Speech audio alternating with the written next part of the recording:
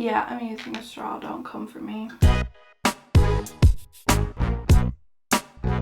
Hey guys, today I'm going to be having a real conversation about a flare-up that I'm having. So if you don't like medical talk, this is not the video for you. If you don't like hearing about female reproductive problems, grow up. One of my chronic illnesses is endometriosis, and I've had that since I was about 14 years old. And my first surgery when I was 16, my second surgery when I was 17, and my third surgery in 2017 when I was 27. So why I'm filming this video today is I feel like hell on earth. I'm miserable.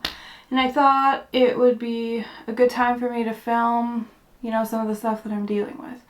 So right now, my treatment for my endometriosis is I get the Depo-Provera shot, which tricks my body into not having periods by, I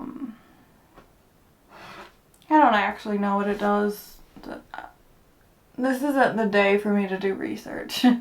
Anyway, my body doesn't think it needs to ovulate, so it doesn't. I think it tricks it into thinking it's pregnant. I don't know. Anyway, this shot you get anywhere from every 11 to 13 weeks. I was doing 11 weeks, but I recently saw my OBGYN, and because I'm still having such bad flare-ups before I'm due to get the shot, she's moved me to 10 weeks. Well, I get it on Friday. This is week 10. And because it's more like 11 weeks, they couldn't fit me in at the beginning of this week because their scheduling is a disaster. So what happens when I have periods or before I'm due to get a shot, like I went many years off of the shot to kind of reset my body. Like right now, today, I am completely exhausted. Like I feel like I haven't slept in 2 weeks. I get headaches. My skin, these lights make me look better than I do. My skin is freaking out. Like I'm getting such bad hormonal acne. Some of it's still under the skin. I have cramps in the usual cramp area, but also my intestines. I'm nauseous to the point that I can't really eat. That's what this is for. A plug for Pepsi for helping fix my nausea for many, many years. Sponsor me.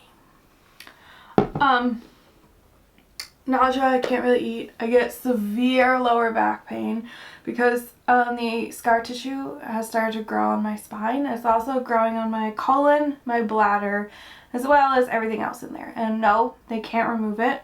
It will do damage to those organs to remove it.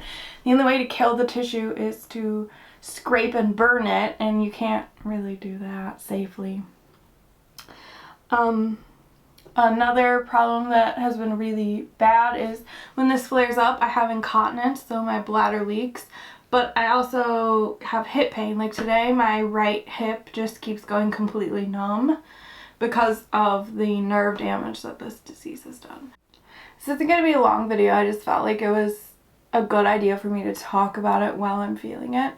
It's pretty easy for me to just ignore these problems when I'm at my base level pain. When it's my base level pain, I can ignore it to the point of being able to semi-function. So I can't function like a normal person, but I can kind of function. Where like today, I'm a total zombie. I woke up and had to go right back to sleep. I slept until almost noon. I had to run an errand and I could barely walk through the store. I'm just not with it. Which is why I'm gonna have to edit the shit out of this video because I keep just losing my train of thought. I just literally can't focus. Also, on top of the pop, I have to stay hydrated because I am just sleeping so much. And when you're asleep, you're not obviously drinking water, so it's very easy to become dehydrated and exacerbate my other problems, such as fainting, and it's just not fun. I'll get into this more on my why I started YouTube video, but part of what I want on my channel, besides talking about makeup, is to just show people me, like show people everything that I'm dealing with, not just the fun, pretty stuff. I just want to be real. Like, I want people with chronic illnesses to relate and not feel like they're alone. Like, that was the one thing that I really wanted when I first got sick. YouTube wasn't big, and even now when I look, there aren't a lot of chronic illness YouTubers, probably because we're all in bed. But there wasn't a lot of support, especially for young people. I tried to join some, I don't know what they're called, forums. Tried to join some forums back in the day, and they kept denying me because I was too young. I was only 17, 18, and they were all in their 40s, and they're like, you won't have anything in common with us. And it was very isolating. Like, my friends didn't know how to deal with me, and these other chronically ill people didn't want to deal with me, or didn't know how to deal with me, so I was just by myself. So I kind of want to be the person that I didn't have, that I really needed when I was sick. But I also want to be a learning experience for people who aren't chronically ill, just so you think about life a little differently. Not really sure what else I wanted to say here. Again, it's not a video where I want to sit here and explain what the disease is.